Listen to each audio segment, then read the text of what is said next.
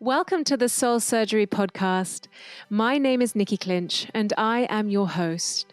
I am a maturation facilitator, teacher and coach, integrative holistic health counselor, breathwork facilitator, and author.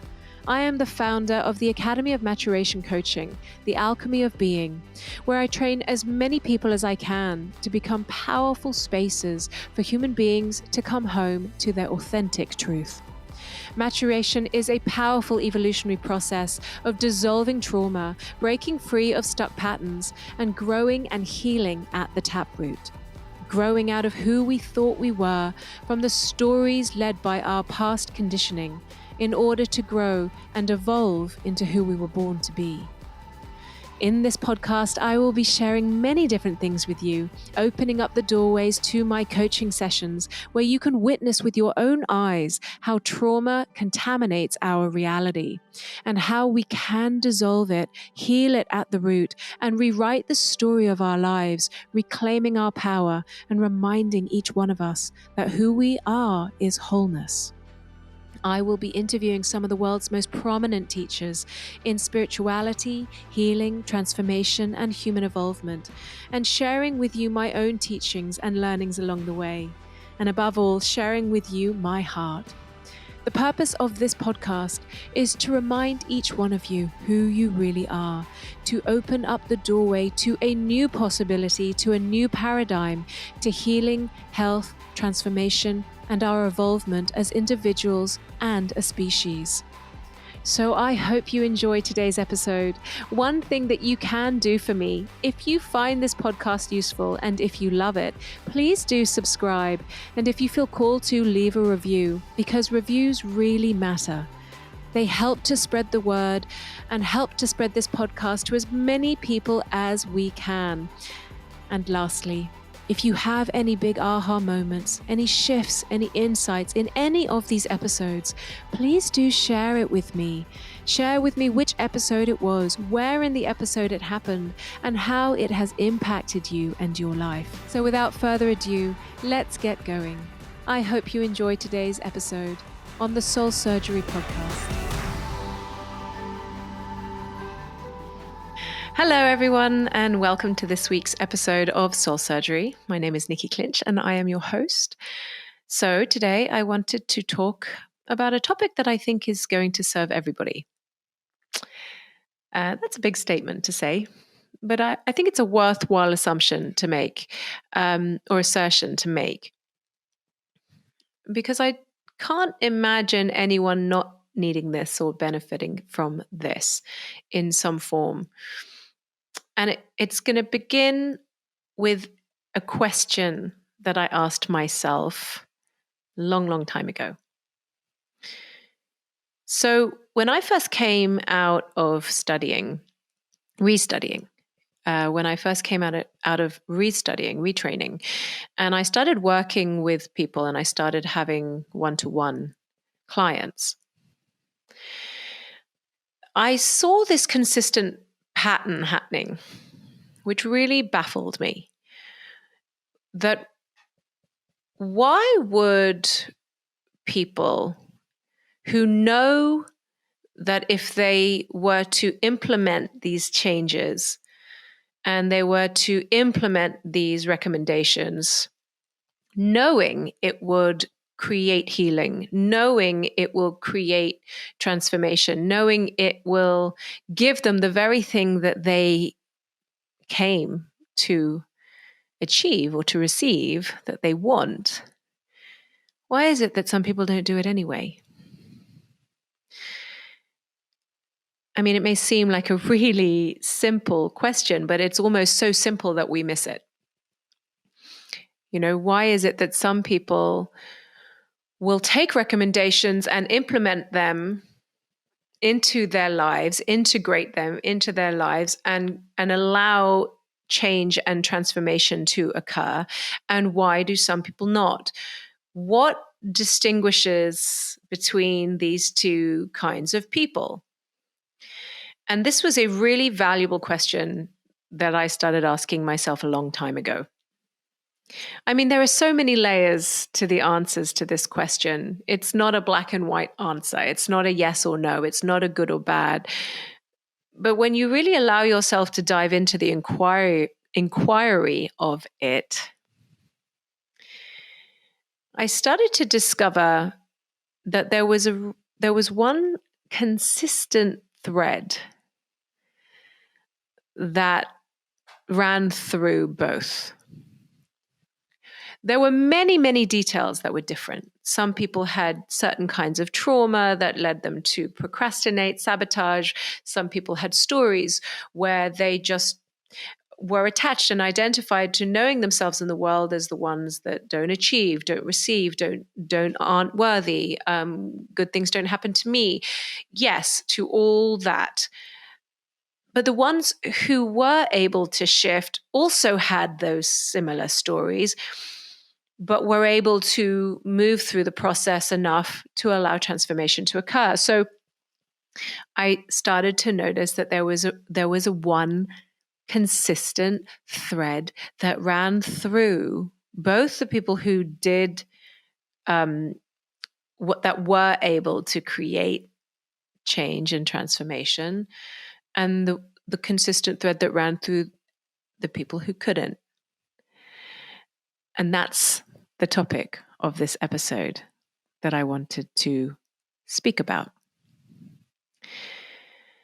The one consistent thread between the ones who were able to transform or allow transformation to occur in their lives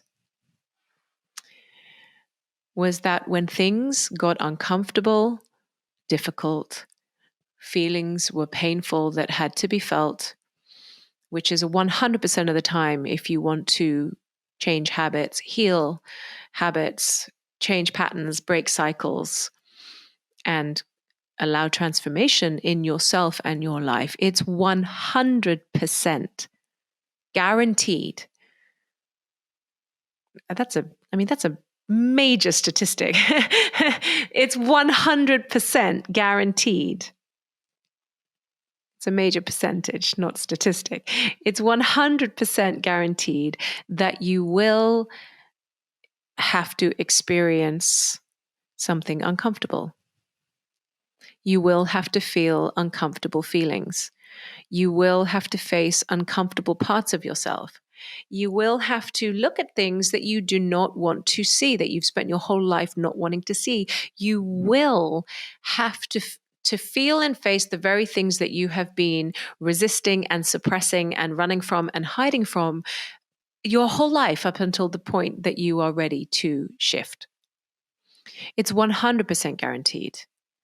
You simply cannot allow the opening of a new possibility without simultaneously living through, experiencing through the dissolving and the ending of the old story or the old way of being. You cannot have one without the other. They come hand in hand. It's like the front of the hand and the back of the hand. It's like you can't have life without death. You can't have up without down. You can't have growth new without an ending. You can't have a new beginning without an ending. And so in the process of doing the work to create a new possibility for yourself, you have to come face to face with the very thing that needs to end. Now, that may be a way of behaving. That may be an identification of who you think you are. It may be stories, mindset, belief systems. It may be suppression of emotion. Either way, 100% of the time, there will be experiences that move through your body as you go through the ending that will be uncomfortable, often painful, destabilizing. I mean, nobody said it was easy to transform. Literally nobody. But everyone thinks they want it. Now, what I have noticed, and I started to notice a long time ago, is that the people who were able to navigate through these challenging phases of the transformational process, the healing process, they were able to do it because they were able to hold themselves through it. They were able to hold themselves through the uncomfortable, through the painful, through the scary, through the unknown. They may not have done it perfectly. It will not have been without resistance. It doesn't mean that it was easy, but they were able to hold space for themselves as the uncomfortable moved through, which allowed a shift to occur. And the ones that were not able to implement the changes that then lead to transformation, the changes in patterns, behaviors, ideas of who they are, the ones that were not able to do these things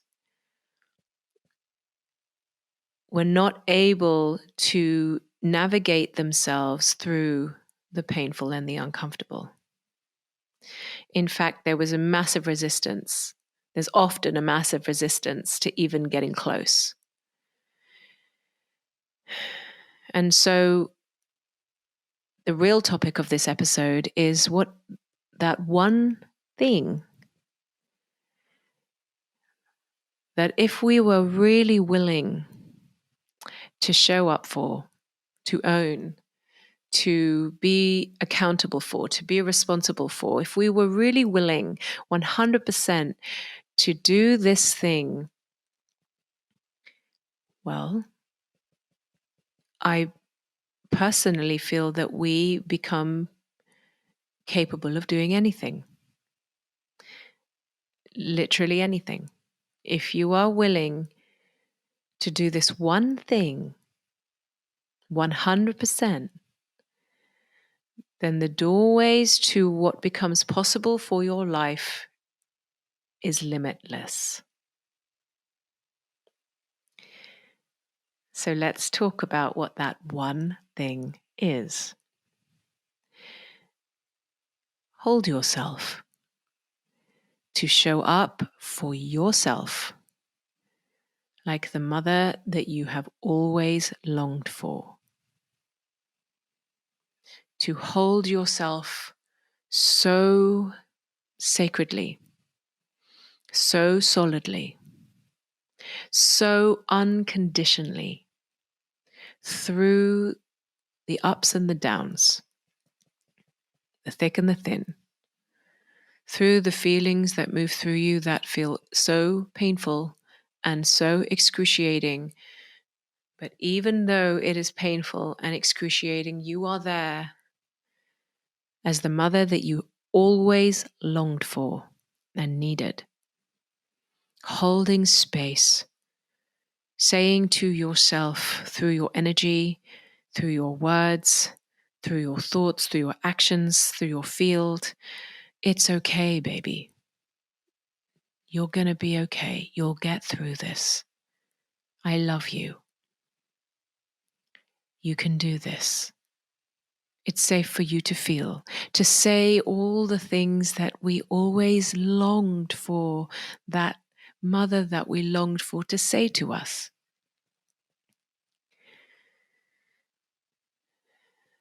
And as I realize as I'm speaking about this, it always comes back to mother. Everything comes back to mother. Our relationship to mother. Our ability to bloom and thrive and transform comes back to our relationship to mother. Are we prepared to be 100% responsible that we are the source of our own experience and that whatever moves through us, we can rely on ourselves to show up for ourselves like an unconditional holding, mother holding. If we can really make that commitment, and I mean really, it's not conceptual. This isn't enough just to go yes in your mind and that's it. This is an experiential commitment. Like, you need to actually be present with your physical presence, with your emotional presence, with your mental presence, with your consciousness. I am here for you, and I ain't going anywhere. Self-parenting creates internal safety. Self-parenting allows us to grow out of the victim and into the mature, empowered adult. Self-parenting ensures that no matter what, we always have someone to fall back on, and that is ourselves. Now, the problem is that we don't do this. I do this, but it took me years to really commit to this. But a lot of people don't do this. Why? Well, there are kind of two things that I want to talk about that I think are pivotal reasons. One, I think if we have a very separated and split relationship with our own original mother, and there is a lot of anger there, and there's a lot of resentment there, and there is a lot of unhealed unwholeness there around our relationship with our original mother, well, then that anger and resentment and blame and judgment and pain around it that is still unwhole within us causes us to even reject our own selves. We reject mother from our field, including us being the mother to ourselves. So that's one aspect, which is a massive aspect. I mean, it's a massive part of this. Like, we abandon ourselves in an unconscious attempt to get back at our original mother that we haven't forgiven. We abandon ourselves because it's some kind of punishment or substitute for the words that we were not able to speak or we aren't able to speak. And then the other aspect is, and it's connected, they're distinct but not separate. The other aspect of it is, because of that split, unhealed, unwhole relationship with mother, we don't feel worthy of receiving that mother. We don't feel worthy of receiving that unconditional mother holding. And so these two sides of the same coin cause us to live in this disconnected, split space to mother. And you can see this a million billion ways. It may be that it shows up in living extremely overworking, burnt out, busy lives. And the last thing that you're willing to put as a priority is taking care of your needs, taking care of yourself. There's never any time for rest. There's never any time for receiving. It's like a constant self-abandonment of your own self, which is extremely painful and creates so much suffering. And I know that so many people listening to this will identify, and I want you to know I am not different from you. This is a lifelong journey. This is something that I worked on for a long time. So I'm not saying that this is easy, and I'm also not saying that it is overnight, but I am saying it is important. In fact, it's vital that if we are in this split, this rejection of mother, we will continually reject our own needs for that mother love. And that creates a feeling of unsafety and an inability to trust our own self or to feel safe in our own home. This home, the home here, the home of you, the home of the present now of your being. If we don't feel safe in our own home and trusting in our own home, then of course we're not going to feel safe enough to feel the uncomfortable feelings. We're not going to feel like it's possible to face challenges. We're not going to feel like it's even possible to grow through the our comfort zones. We're just not even going to try. In fact, our life then becomes about controlling the outsides of our life to ensure that challenges don't happen. Our life then becomes about making sure that challenges don't happen to us. So our life becomes about making sure something doesn't happen rather than our life being about creating something that can. Our life becomes about something not happening. If I behave this way, then I'll ensure that I won't get hurt. If I hold back here, I'll ensure I won't get rejected. If I hide my voice, then I'll make sure that I won't be humiliated. If I shut my heart, then I'll make sure that I won't be abandoned.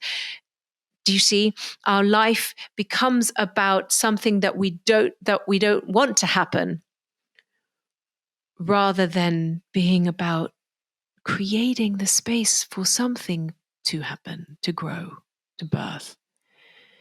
Our life becomes about survival. Survival means trying to not die. It has nothing to do with living. And so you can hear there's like a deep connected sequence that occurs, the split and the rejection of mother, that then leads to the split and rejection of mother in our own self, or receiving mother for our own self, that then we don't feel safe in our own self, or trusting in our own self, or trusting that anyone that will be able to show up for our own self.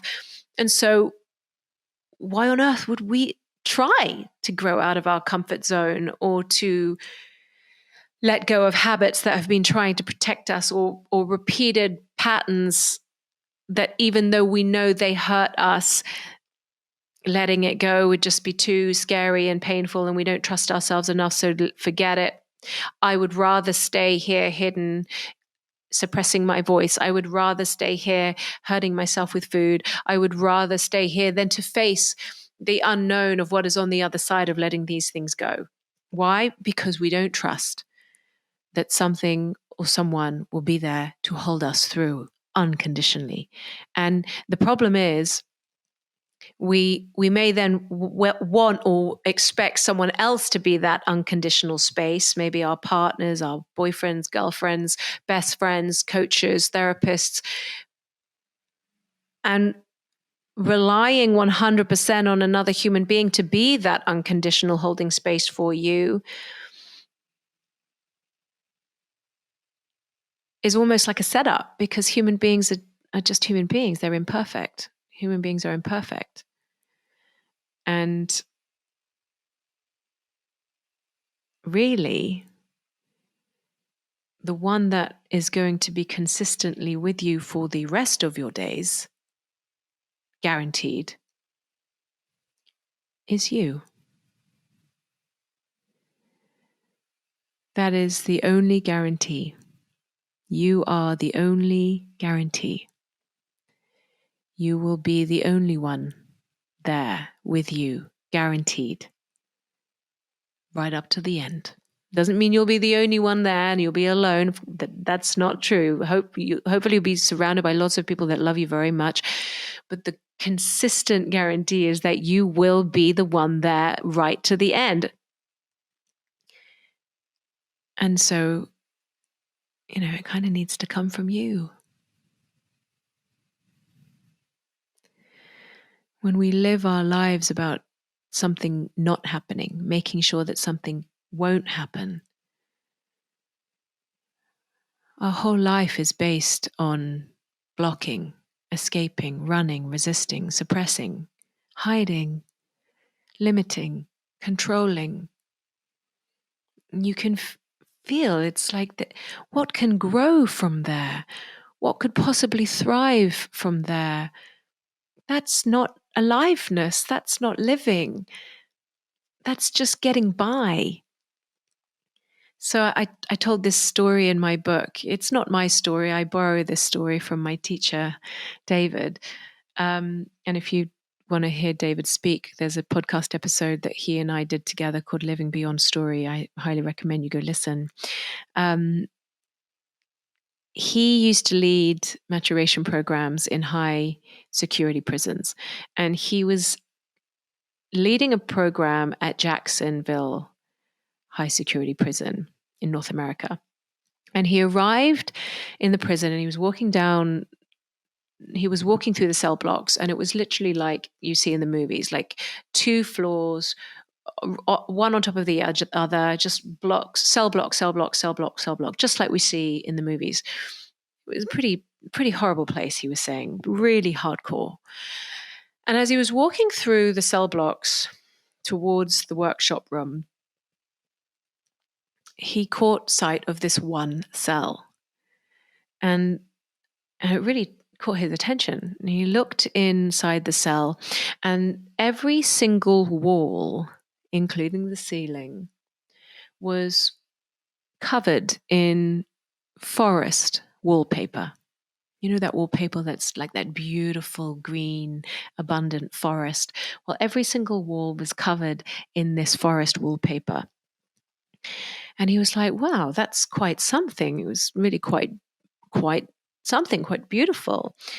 And the prison guard said to him, yeah, that inmate, he's a lifer. He will be here till his last breath. He's not ever getting parole.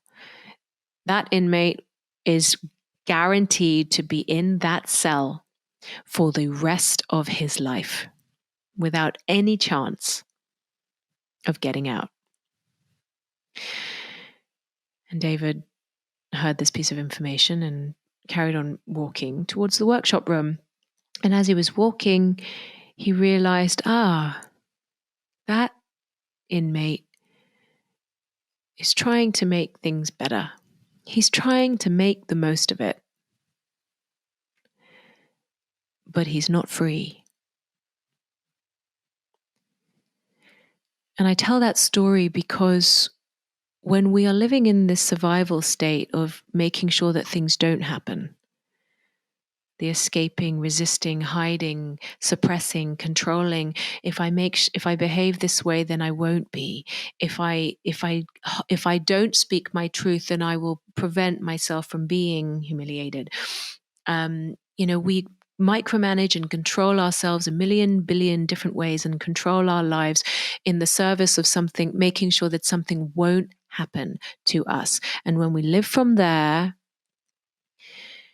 then our lives become like that prison cell. And everything that we do in it is like we're trying to make the most of it. We're kind of trying to make the most of it. We can have anything we want as long as it's in the box of that cell. But we're not free. As long as we are in a state of resistance and survival, we'll never really truly be able to experience the full aliveness of life, which is a very different thing to surviving. And to really experience the full aliveness of life requires us to live and welcome all of life, all of it. The love and the loss, the achievements and the disappointments, the gains and the rejections, the life and the death. It's all part of being alive. And if we really are prepared to let go of the survival, we must become prepared to feel safe in our own skin and trusting in our own self and at home and at peace in our own self to navigate ourselves through all that life brings, the rough with the smooth. And to be able to do that, we need to know that when the challenges come, which they will, if you're willing to really live an alive life, the pain will come. There will be rejection. There will be uncomfortableness if we are truly willing to live an alive life. Then we need to be willing to take it, to welcome it all. And to do that, we need to know that when the challenges come, we're going to be there for ourselves. That when that fear moves through our body and the shame moves through our body and the rejection moves through our body, we will know that we will hold ourselves and we will tell ourselves kind, loving, compassionate words. I am here for you, my love. You are brave. You are courageous. You have done the best that you can. I am here. What you are feeling will pass. It's going to be okay. I've got you. I've got you unconditionally. Just like I would be with my babies. If we are willing to make that kind of commitment for ourselves, the vastness of the possibility that opens up is limitless. And so I want to ask you, are you ready to be the mother to yourself that you have always longed for? Are you ready to literally mother yourself in that way? Write down on a piece of paper the mother you always longed to have. Write down her energy. Write down the words that she would speak. Write down the way that she would be with you. Write down the way that she would hold you, the way she would breathe, the songs she would sing. Write it all down and then look at it, because that is who you are being invited to show up as for you.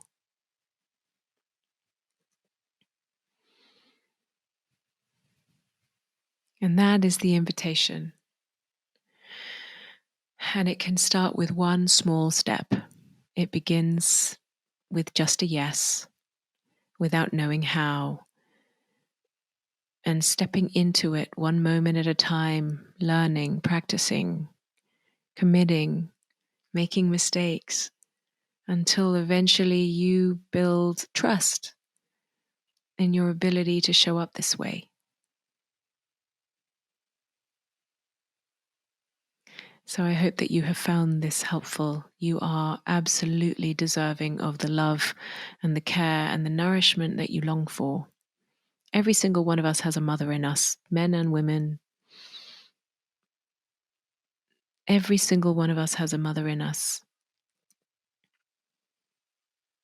Gender, non-gender, binary, non-binary, lesbian, gay. It doesn't matter. As long as we are human, we have a mother in us. And are we ready now to invoke that mother in us to show up for ourselves? So I hope that you have found this useful. Those of you who want to dive deeper into this healing work with me, I have the Homecoming process, which is an 8-week transformational process that you can purchase for yourself from my website. And to do this healing work, this self-parenting work, to come home to yourself, to trust yourself, to feel safe in your own skin. You can buy that on my website. Once you buy it, you own it for life. You do it on your own, in your own time, in your own space. And you can do it as many times as you like, however many times you need through your life. Once you have it, it's yours. I also have my new book coming out, Surrender. You can buy it on Amazon, on anywhere that sells books all over the world. Surrender, break free of the past, realize your power, and live beyond your story. So, thank you so much for listening. If you've loved this episode, please do leave me a review. Your reviews really matter and help this content spread far and wide. And please do subscribe to Soul Surgery and become part of our family here. I always love having you here. Thank you so much.